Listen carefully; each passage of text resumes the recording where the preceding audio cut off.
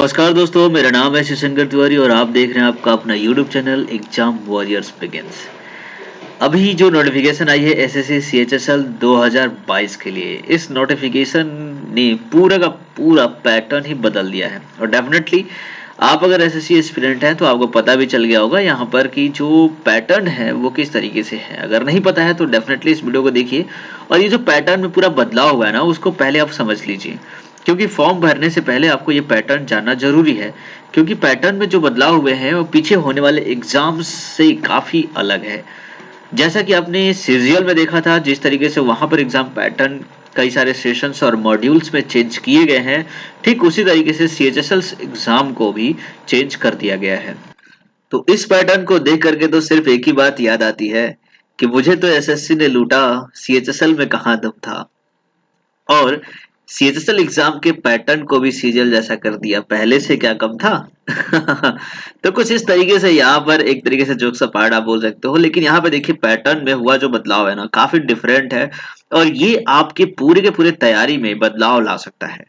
और इस पैटर्न को अगर आपने ठीक से समझा तभी आप एग्जाम को अच्छी तरीके से प्रिपेयर कर पाएंगे, क्योंकि यहाँ पर जो अलग अलग स्लॉट दिए गए हैं सब एग्जाम्स के लिए, वो आपके तैयारियों में अब तक के जितनी भी तैयारियां आपने की है, अगर सीएचएसएल और सीजीएल के आप एस्पिरेंट हैं तो डेफिनेटली आपकी तैयारी को थोड़ा सा और यहाँ पर अलग तरीके से उसको रेगुलेट करना होगा, तब जाकर के आप इस फॉर्म के लिए एक तरीके से तैयार हो पाएंगे। तो पूरा पैटर्न क्या है उसे आप जरूर देखिएगा। 4500 प्लस वैकेंसीज यहाँ पे जनरेट हो चुकी है। लास्ट डेट क्या है, एलिजिबिलिटी क्या है, सिलेबस क्या है, वो सब कुछ इस वीडियो में हम लोग पूरा देखने वाले हैं। ठीक है, हालांकि हम सिर्फ इन्हीं मुद्दों पर चर्चा करेंगे, पूरा फॉर्म यहाँ पे नोटिफिकेशन पढ़ने की आवश्यकता नहीं है। हम जो इम्पोर्टेंट जो चीजें हैं, जो आपके एग्जाम के लिए आपके पैटर्न में क्या बदलाव है, एलिजिबिलिटी क्या है, सिलेबस क्या है, ये सब चीजों को हम डिस्कस करेंगे। तो वीडियो को पूरा जरूर देख लीजिएगा। कोशिश करेंगे शॉर्ट में इसको किया जाए, है ना। और चैनल को सब्सक्राइब नहीं किए हैं तो आप जरूर सब्सक्राइब करिए, ताकि जो भी एग्जाम से रिलेटेड अपडेट्स होती हैं आपको यहाँ पे कंटिन्यूअसली मिलती रहेंगी। तो चलिए सबसे पहले चलते हैं रेलवे की वेबसाइट। यहाँ पे एसएससी की वेबसाइट पे आप यहाँ पे देखिए 6 दिसंबर को नोटिफिकेशन आ गई है, notification to combined higher secondary level examination. जैसे आप क्लिक करेंगे यहाँ पर आपको एक पीडीएफ डाउनलोड हो जाएगा। पीडीएफ आपको इस तरीके से खुल के मिलेगा। तो ये है एसएससी का वेबसाइट। आप यहाँ पे देखिए नोटिफिकेशन जो है 10+2 एग्जामिनेशन लेवल 2022 का अब जाकर के आया है। हाँ, एसएससी में ये तो सीएचएसएल का हमने बहुत टाइम पहले से ही देखा हुआ है कि साल के अंत में ये नोटिफिकेशन देते हैं, और ये पूरा का पूरा जो एग्जाम होगा वो 2023 में ही चलेगा। हो सकता है फाइनल रिजल्ट जो बने वो 2023 खत्म ही हो जाएगा। ठीक है, तो 2022 का जो भी प्रक्रियाएं हैं वो सब कुछ 2023 में ही चलने वाली है। तो देखिए यहाँ पर जो 6 दिसंबर से यहाँ तक जो है एप्लीकेशन 6 दिसंबर को स्टार्ट होगा, और ये पूरे एक महीने यानी कि 4 जनवरी तक ये चलने वाला है। Last date and time for receipt of online application जो है वो 4 जनवरी है। ठीक है, 23 बजे रात तक आप कर सकते हो। ठीक है, इसके अलावा अगर ऑफलाइन कर रहे हो चालान तो चालान 4 जनवरी तक यहाँ पे वैलिड माना जाएगा। ऑनलाइन फीस पेमेंट आप 5 जनवरी तक कर सकते हैं। Last date for payment through challan वो है 6 जनवरी तक आप कर सकते हैं। तो डेफिनेटली आपको लास्ट डेट का बिल्कुल वेट नहीं करना चाहिए, जितना जल्दी जल्दी हो सके आप इस फॉर्म को फिलअप कर दीजिए। लेकिन उसके पहले नोटिफिकेशन को ध्यान से पढ़िएगा, अपनी एलिजिबिलिटी वगैरह सब कुछ अच्छे से चेक करने के बाद। ठीक है, यहाँ पर dates of window for application form correction, देखो करेक्शन करने के लिए भी यहाँ पर अलग से टाइम दिया गया है, जो कि 9 जनवरी से लेकर के 10 जनवरी तक आप कर सकते हो। ठीक है, लेकिन आप कुछ फॉर्म को इस तरीके से भरें कि उसमें किसी भी तरह का कोई एरर ना हो, काफी केयरफुली भरें। 1 महीने का टाइम होता है जिसमें आप अच्छे तरीके से फॉर्म को समझ करके अंडरस्टूड करके भर सकते हो। तो हेरुडली नहीं कोई काम करना है, इत्मीनान से सभी चीजों को ध्यान से पढ़ना है, ध्यान समझना है। और फॉर्म फिलअप करते वक्त आपको सारी चीजें जो भी आपके डॉक्यूमेंट्स हैं उसको अपने पास रखेंगे, है ना। अनुमानतः कुछ चीज भरना नहीं है, जो चीज नहीं समझ में आया डेफिनेटली उसको आप क्वेरी कर लीजिए, उसके बाद फॉर्म को फिलअप करिए। वरना एरर होने पर आप करेक्शन करेंगे तो उसके लिए आपको अलग से एक्स्ट्रा पेमेंट करना पड़ेगा। यहाँ पर टीयर 1 और टीयर 2 दोनों ही एग्जाम को कंप्यूटर बेस्ड एग्जामिनेशन कर दिया गया, सीबीई, है ना। देखिए पहले क्या होता था, सीबीटी 1 होता था, मतलब टीयर 1 होता था कंप्यूटर बेस्ड एप्टीट्यूड टेस्ट। उसके बाद सेकंड में जो होता था रिटन टेस्ट आपका ऐसे हो जाता था। ठीक है, एसे लेटर राइटिंग हो जाता था। तो वो मतलब उसका मार्क ऐड नहीं होता था, क्वालिफाइंग होता था। बट यहाँ पे अब पैटर्न को चेंज कर दिया गया है पूरी तरीके से। सीबीटी का डेट दे दिया गया है फरवरी से मार्च में के बीच में कभी भी 2023 में एग्जाम हो जाएगा। तो बहुत ज्यादा समय नहीं है, 2 से 3 महीने का समय आपके पास रह जा रहा है इस नए पैटर्न के लिए तैयार होने में।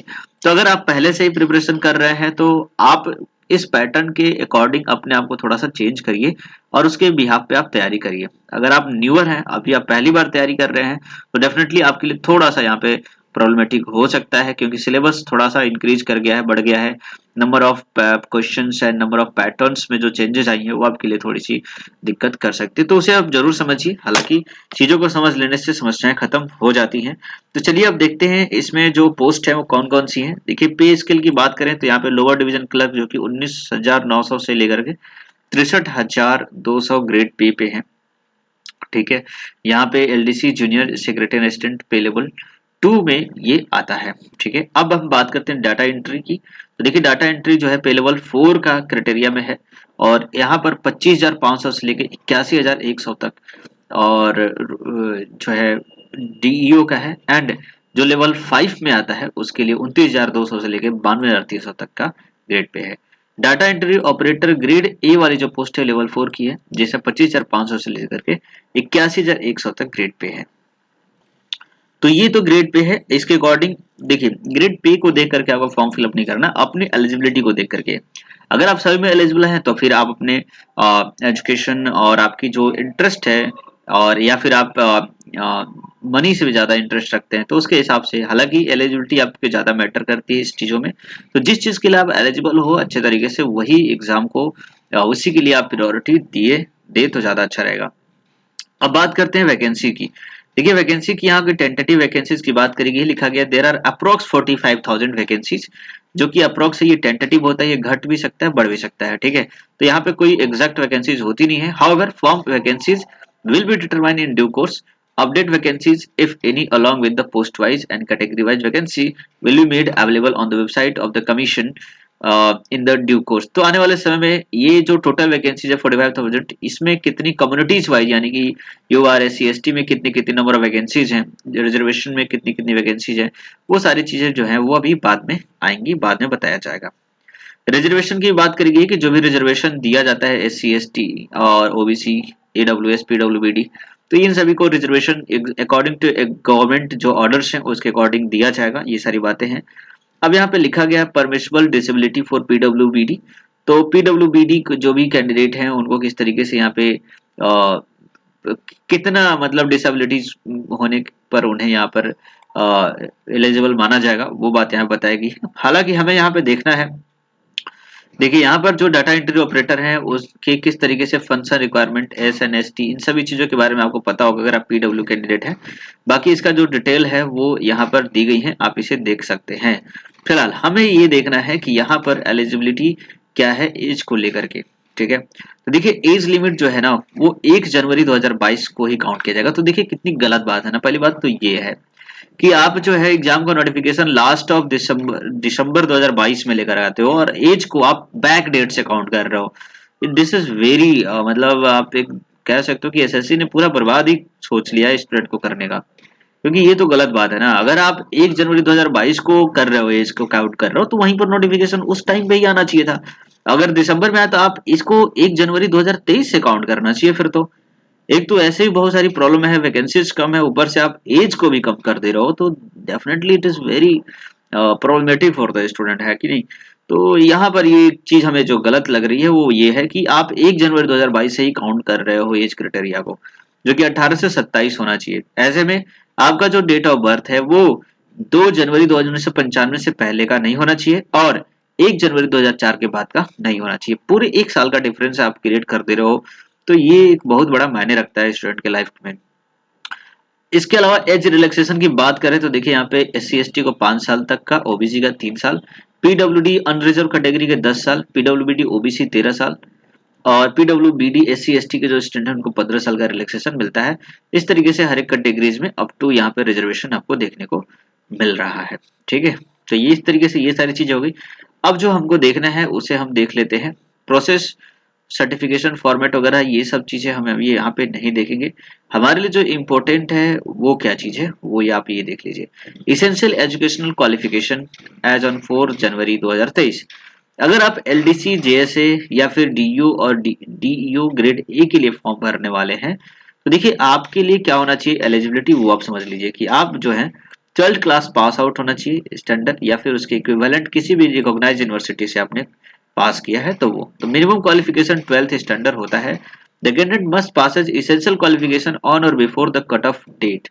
कट ऑफ डेट यानी कि 4 जनवरी 2023 से पहले पहले आपका ये क्वालिफाइंग होना चाहिए। मतलब 2022 में अगर आपने अभी एग्जाम दिया है, 2022 में आपका 12th का एग्जाम हो चुका है, तो आपको क्वालिफाइंग माना जाएगा। अभी जो स्टूडेंट जो पढ़ रहे हैं 2022 में, 2022 से 23 वाले सेशन में, वो यहाँ पे एलिजिबल नहीं माने जाएंगे, ये बात यहाँ पे लिखी गई है। ठीक है, तो इसे आपको देखना होगा। इसके अलावा अगर हम आगे बात करें अप्लाई करने का ये पूरा प्रोसेस है, तो देखिए अप्लाई में आपको कुछ भी करना नहीं है। जनरली आपको इस वाले वेबसाइट पे जाना होगा, वहां पे आपको, अगर आप पहली बार हैं तो रजिस्ट्रेशन करना होगा। अगर आप पहली बार पहले ही से ही आप रजिस्टर्ड हैं तो नॉर्मली आपको वहां पे फिलअप करना होगा। हालांकि फिलअप का प्रोसेस हम यहाँ पे पूरा नहीं बता रहे हैं, हम जा रहे हैं एलिजिबिलिटी क्राइटेरिया आपको बताएंगे और क्या सिलेबस है उसके बारे में, और पैटर्न में क्या चेंजेस आई हैं वही हम यहाँ पे डिस्कस करने वाले हैं। तो देखिए यहाँ पर सबसे पहले हम बात करेंगे टीयर 1 एग्जामिनेशन को लेकर के कि एक स्कीम ऑफ एग्जामिनेशन यहाँ पे क्या चीजें हैं उसे हम देखते हैं। तो देखिए यहाँ पे जो एग्जाम होगा वो टीयर 1 और टीयर 2 दो पैटर्न में होंगे, दोनों ही कंप्यूटर बेस्ड टेस्ट होने वाले हैं। इसमें लिखा गया है marks scored by the candidate in computer based examination if conducted in multiple shift will be normalised. तो ये तो आपको पता है कि नॉर्मलाइजेशन होता है, जो कैंडिडेट पहली बार है उन्हें बता दें कि नॉर्मलाइजेशन तब होता है जब एक से ज्यादा शिफ्ट में पेपर होता है, और डेफिनेटली नंबर ऑफ कैंडिडेट बहुत ही ज्यादा होते हैं एसएससी एग्जाम्स में, तो यहाँ पे शिफ्ट में कई सारे शिफ्टों में पेपर होता ही होता है।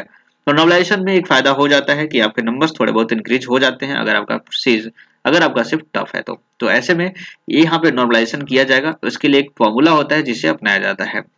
इसके बाद इनका कहना है टेंटेटिव आंसर की जो है वो एग्जाम के बाद आपको जारी कर दिया जाएगा, उसमें आप चेक कर पाएंगे कि आपके कितने क्वेश्चन सही है कितने गलत है। वो एक रिजल्ट नहीं होता, वो टेंटेटिव आंसर की होता है, उसमें बदलाव किया जा सकता है। दूसरी बात, अगर आपको उस आंसर की में किसी भी तरह का कोई ऐसा लगता है कि क्वेश्चन गलत है या उसका आंसर गलत दिया गया है, तो आप उसे रेज कर सकते हो। पेमेंट करना होगा 100 रुपीज और उस क्वेश्चन को आप रेज कर पाएंगे। तो ये बात आपको यहाँ पे दी गई है। इसके बाद लिखा है the schedule of examination indicate in the notice is tentative, any change in the schedule of examination will be informed candidate only through the website of the commission. तो देखिए एग्जाम की बात जैसे की गई है कि फरवरी से मार्च के बिटवीन में हो सकता है, उसमें भी कुछ बदलाव किए जा सकते हैं। हालांकि ये सब कुछ टेंटेटिव ही होता है नॉर्मली, लेकिन जैसा इसमें नोटिफिकेशन में दिया जाता है कोशिश रहती है कि उस डेट में हो जाएगा, तो आप डेफिनेटली फरवरी ही एंड डेट मान के चलिए कि फरवरी में ही आपका पेपर स्टार्ट हो जाएगा। ठीक है, अब आगे दिया गया है कि there shall be no provision for re-evaluation rechecking of the score of any stage tiers of examination, no correspondence in the regard shall be entertained।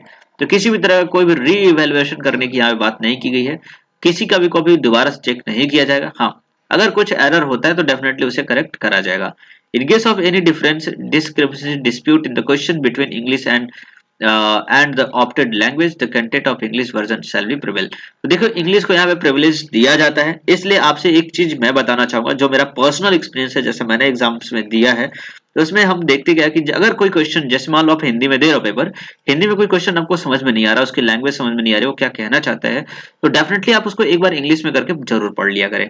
उससे क्या होगा कि आपको क्लियर हो जाएगा, और किसी तरह का कोई भी मिसमैच होता है तो इंग्लिश वाला ही वैलिड माना जाता है।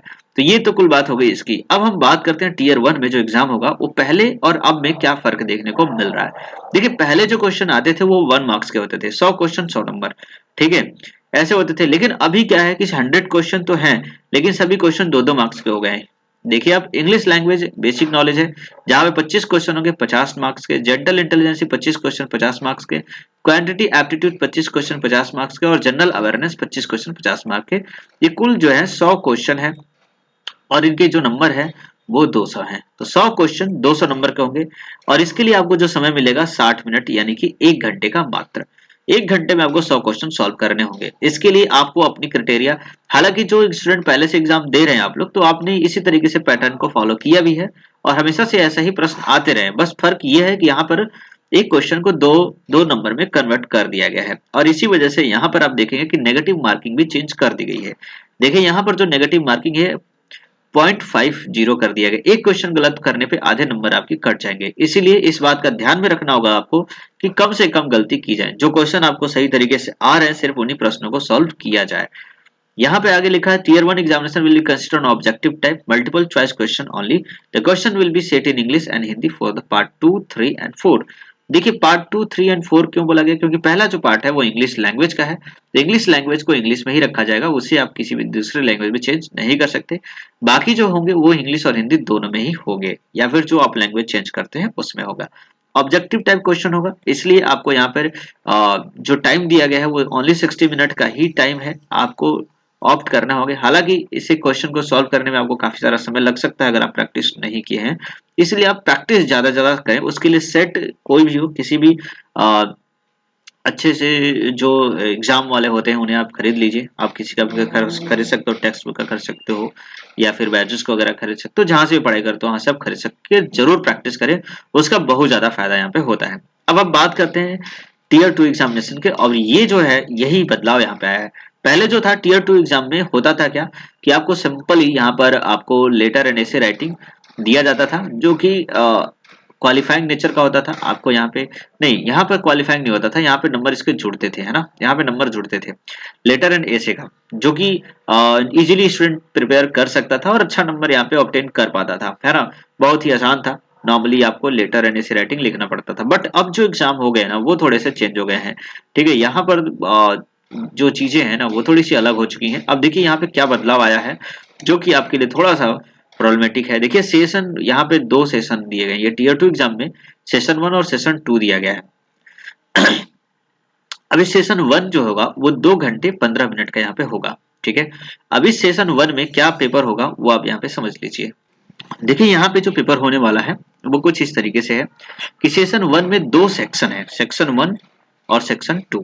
ठीक है, सेक्शन 1 और सेक्शन 2। सेक्शन 1 में जो पेपर है वो 1 घंटे का है, और सेक्शन 2 का जो पेपर है वो ये आपको यहाँ पर नहीं, यहाँ पे सेक्शन 1 और 2 दोनों ही 1 घंटे का है। Time allotted 1 hour for each section. अच्छा, फॉर ईच सेक्शन मतलब 1 घंटा इसके लिए और 1 घंटा इसके लिए यहाँ पर पेपर में है।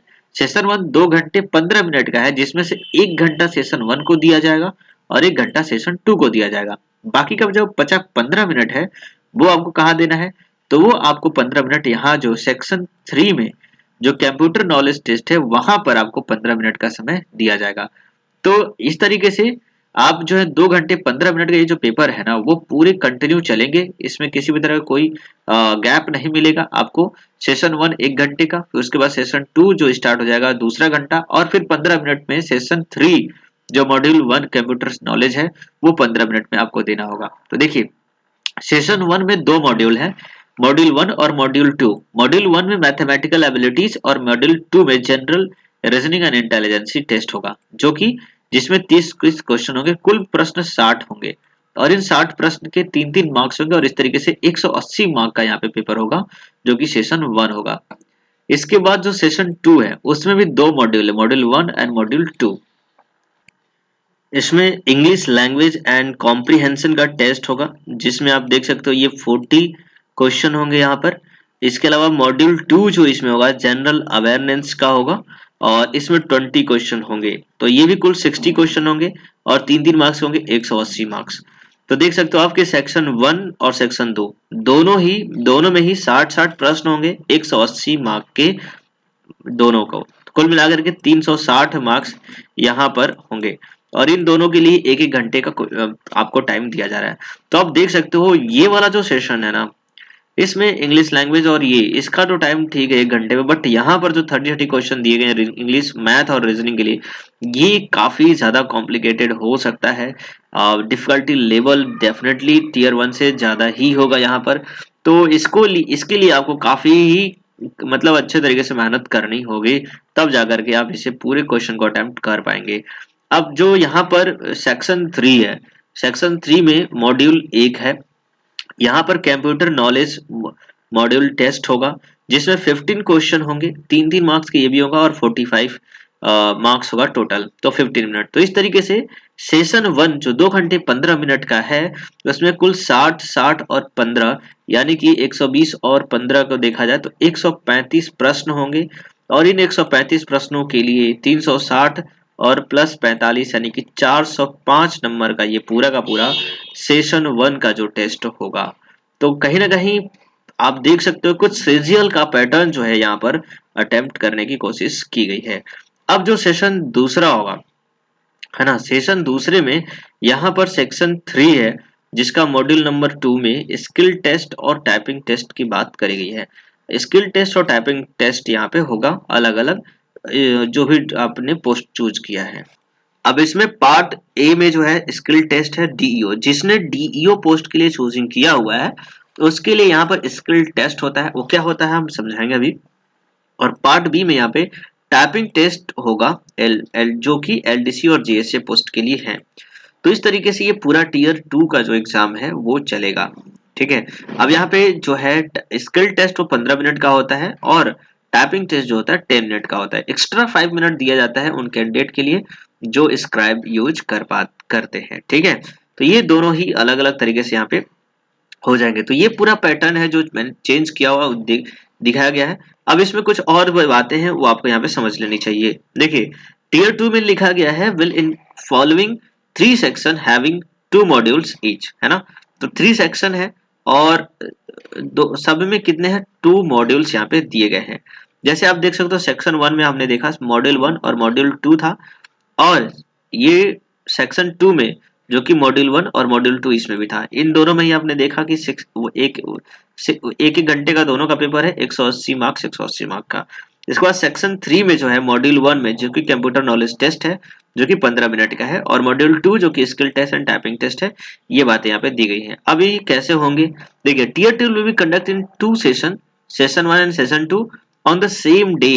तो एक चीज यहाँ पर आपको देखने को मिल रही है कि पहले जो टियर जो एग्जाम होता था आपको लेटर एंड एसे राइटिंग वाला, उसमें क्या था कि आपको जो है एसे एंड लेटर राइटिंग का रिजल्ट आने के बाद स्किल टेस्ट होता था, टाइपिंग टेस्ट होता था, है ना। उसमें काफी लंबा समय बीत जाता था, 1-2 महीने का, 2 महीने या कभी कभी उससे ज्यादा भी लग जाता था। तो ये जो चीज टियर 2 में जो अभी अच्छा किया गया वो ये है कि आपको एक ही दिन में, हालांकि ये थोड़ा सा आपके लिए कॉम्प्लिकेटेड हो जाएगा क्योंकि आपको पढ़ाई के साथ साथ में टाइपिंग और स्किल टेस्ट के भी प्रैक्टिस करनी पड़ेगी, है ना। तभी जाकर के आप एक ही दिन में ये सारा का सारा दे पाएंगे।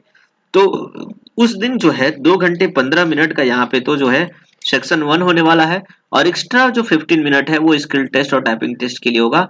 यानी कि पूरे के पूरे 2.5 घंटे का जो समय है आपको यहाँ पे देना होगा सेक्शन, और दोनों ही सेशन के लिए टियर 2 में।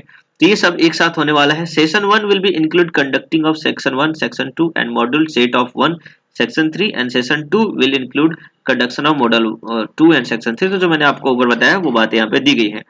अब यहाँ पे लिखा गया it will be mandatory for the candidate to qualify all the section of tier 2। बिल्कुल, आप अगर बहुत ज्यादा अच्छा इंग्लिश में है और जीके में है तो ऐसा नहीं कि आप कोई भी एक सेक्शन आप क्वालिफाई कर लो, पूरे आप अच्छे मार्क्स ला लो और मैथ और रीजनिंग वाले में कम कर लिया तो भी चलेगा या फिर छोड़ दिया, तो ऐसा बिल्कुल भी नहीं है।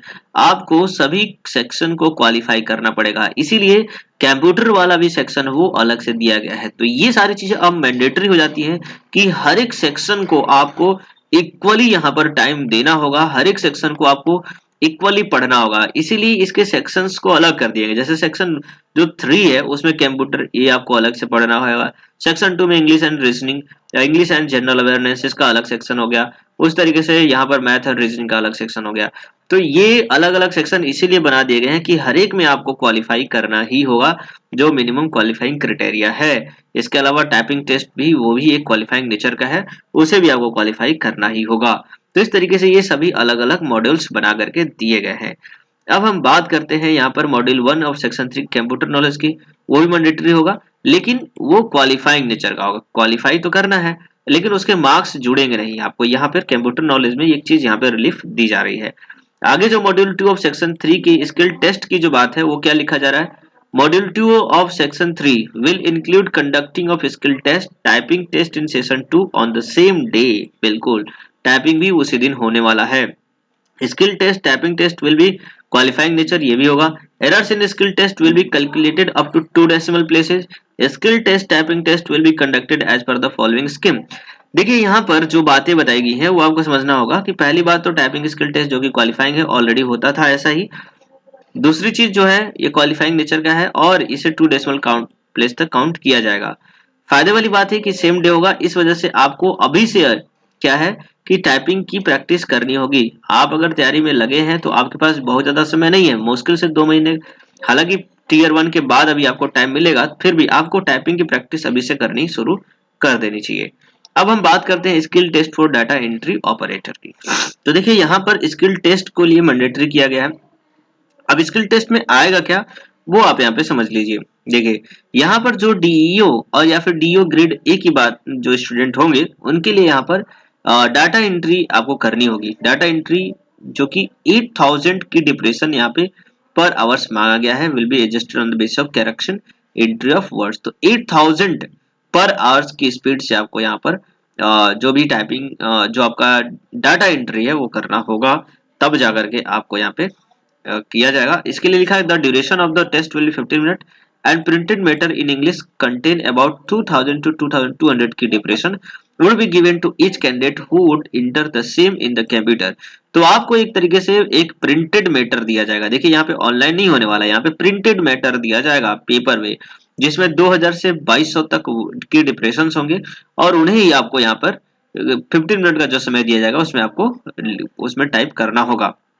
The passage to be entered in the computer may also be displayed on the computer screen। ठीक है, तो ये जो भी कंप्यूटर में थोड़ी बहुत डिस्प्लेसमेंट की बात करेगी कि जैसा पेपर में हो वैसा ही कंप्यूटर स्क्रीन में दिखाएगा, ऐसा जरूरी नहीं है। आगे लिखा गया है कैंडिडेट एलिजिबल फॉर स्क्राइब पर एज पैरा, तो स्क्राइब के लिए भी आप कर सकते हो जिसको 5 मिनट का एक्स्ट्रा समय यहाँ पे दिया जाएगा। अब पार्ट बी जो है टाइपिंग टेस्ट है जो कि एलडीसी और जेएसए के लिए है। तो देखिए यहाँ पर आप हिंदी और इंग्लिश में से कोई भी लैंग्वेज चूज कर सकते हैं, ठीक है, जिसे बाद में चेंज नहीं किया जाएगा, ऐसा इसमें दिया गया कि पहले ही आपको ये ध्यान में रखना होगा। ठीक है, candidate opting English medium should have typing speed of 35 word पर मिनट। तो देखिए इंग्लिश वाले के लिए 35 वर्ड मिनट होता है और हिंदी में जो टाइपिंग करेंगे उनके लिए 30 वर्ड पर मिनट यहाँ पे दिया जाएगा। इसके बाद लिखा the speed will be adjust on the accuracy. तो आपको 10 मिनट का समय दिया जाएगा, उसमें अगर आप गलत करते हैं तो उसे डेफिनेटली आपकी जो स्पीड है उसे घटा दिया जाएगा। तो एक्यूरेसी को आपको मेंटेन यहाँ पे करके रखना होता है।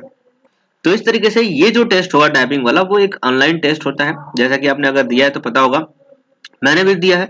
तो वहां पर देखिए ऑनलाइन आपको स्क्रीन में इस तरीके से लिख करके आ जाएंगे जिससे आपको टाइपिंग करना होगा। यहाँ पर आपको इंग्लिश के लिए 1500 की डिप्रेशन होते हैं और हिंदी में जो है 9000 की डिप्रेशन करने होते हैं। ठीक है, तो ये सारी चीजें दी गई हैं। अब देखिए सिलेबस की बात कर लेते हैं।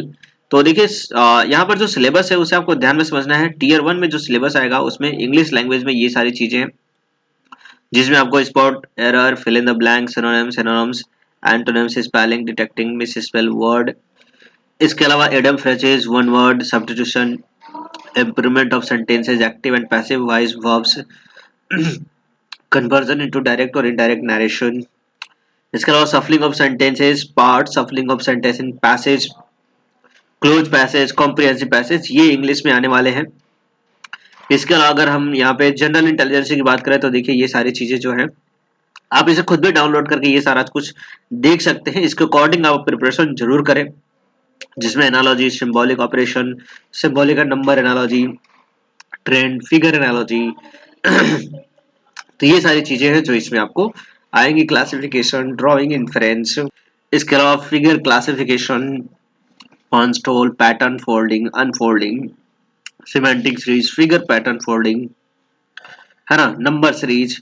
तो ये सारी चीजें जो है रीजनिंग में आने वाली है। क्वांटिटी एप्टीट्यूड की बात करें तो देखिए नंबर सिस्टम हो गया, fundamental arithmetic operation, algebra, symmetry, mensuration, trigonometry, static charts. तो इस तरीके से यहाँ पर स्टैंडर्ड्स जो है वो दिए गए हैं, इसी के बिहाफ पर आप प्रिपरेशन करें। जनरल अवेयरनेस की बात करें तो देखिए बहुत ब्रॉड होता है, ठीक है, जो कि आपको आपके बुक्स वगैरह जो भी history, geography, physics, chemistry, biology, सभी चीजों को यहाँ पे शामिल कर लिया जाता है ना। History, culture, geography, economics, general policy, scientific research, बहुत सारी चीजें इसमें इंक्लूड कर ली जाती हैं। अब टीयर 2 की बात करें तो देखिए टीयर 2 में जो मैथ वाला जो है ना सेशन 1 का, उसमें यहाँ पे देखिए सेम चीज वही चीजें हैं, नंबर सिस्टम फंडामेंटल है, अलजेब्रा है, ज्योमेट्री है, मेंसुरेशन है, ट्रिगोनोमेट्री है, स्टैटिक्स, प्रोबेशन है, वही सारी चीजें हैं। मे भी यहाँ पर थोड़ा सा डिफिकल्टी लेवल को बढ़ा दिया जाएगा। और वही रीजनिंग एंड इंटेलिजेंस की बात करें तो यहाँ पर भी वो सारी चीजें जो कि टीयर 1 में है वही सारी सिलेबस है। थोड़ा सा यहाँ पे पैटर्न जो चेंज आएगा वो थोड़ा सा डिफिकल्टी लेवल में चेंज आने वाला है। इंग्लिश लैंग्वेज में भी देख लीजिए सेम चीज है, ग्रामर, वोकैबुलरी, सिनोनिम्स, एंटोनिम्स जो टीयर 1 में है वो सारी चीजें यहाँ पे दी जाएंगी। जनरल अवेयरनेस के भी यहाँ पे दिए गए हैं। कंप्यूटर की बात कर ले तो देखिए कंप्यूटर में जो है बेसिक कंप्यूटर यहाँ पे आपको पूछा जाएगा, input output devices, computer memory, memory organisation है ना, बैकअप डिवाइसेस, पोर्ट्स, विंडोज, इन सभी चीजों से लेकर के यहाँ पे आपको क्वेश्चन पूछे जाएंगे। सॉफ्टवेयर हो गया जैसे कि एमएस वर्ड हो गया, एमएस एक्सेल, पावर पॉइंट, इन सभी से रिलेटेड क्वेश्चन पूछे जाएंगे। Working with internet and email से related question, downloading, uploading, managing email, accounting, banking, इस तरह की चीजें आपसे पूछी जाएंगी। Basic of networking and cyber security से रिलेटेड क्वेश्चन आपसे पूछे जाएंगे। तो ये सारी चीजें हैं जो कि सिलेबस में है आपके। तो मैंने उम्मीद करता हूँ कि जो भी मोटा मोटी जो चीजें थी मैंने आपको यहाँ पे कंप्लीटली बता दिया है। उम्मीद करता हूँ ये सारी चीजें आपको समझ में आ गई होंगी। इसके अलावा अगर किसी भी तरह का और कोई डाउट है तो आप जरूर मुझे कमेंट करिए, उसका जवाब देंगे। चैनल पर नए हैं तो सब्सक्राइब जरूर कर लीजिएगा ताकि जो भी अपडेट है आपको यहाँ पे कंप्लीटली मिलता रहे। चलिए मिलते हैं नेक्स्ट वीडियो में। आपका दिन शुभ रहे। जय हिंद, जय भारत।